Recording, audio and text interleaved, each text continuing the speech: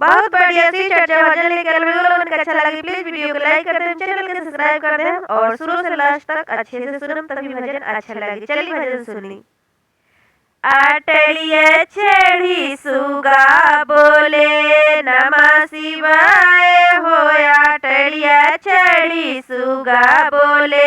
हरे हर महादेव हो, आटलिया छेड़ी सुगा बोले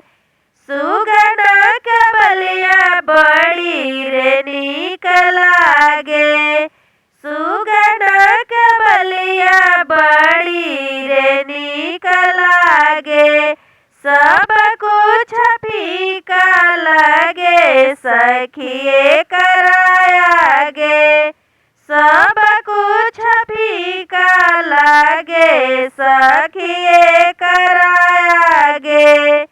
सुगना के बलिया सुनी मन हरसाए, अटोड़िया चढ़ी सुगा बोले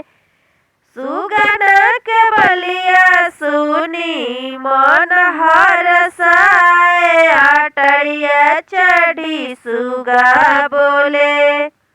नमः शिवाय हो, आटड़िया चढ़ी सुगा बोले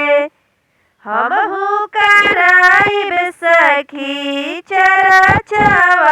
अंगनवा, बैठ के सुगना हो गई है भजनवा,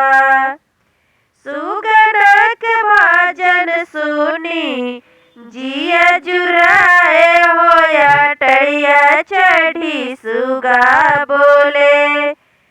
सुगना के भजन सुनी जिया जुराए हो, आटड़िया चढ़ी सुगा बोले नमः शिवाय हो, आटड़िया चढ़ी सुगा बोले भैया हरेंद्र के मानी कहानवा,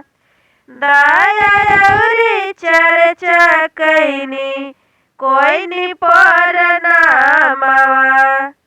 भैया हरेंद्र के मननी कहानवा, दाया और चर्चा कैनी कोई नी पर नामवा, तीन गो सुतारावा के दिल में बसाए हो, आटड़िया चढ़ी सुगा बोले तीन गो सुतारावा के दिल में बसाए हो, आटड़िया चढ़ी सुगा बोले हर हर महादेव हो, आटड़िया चढ़ी सुगा बोले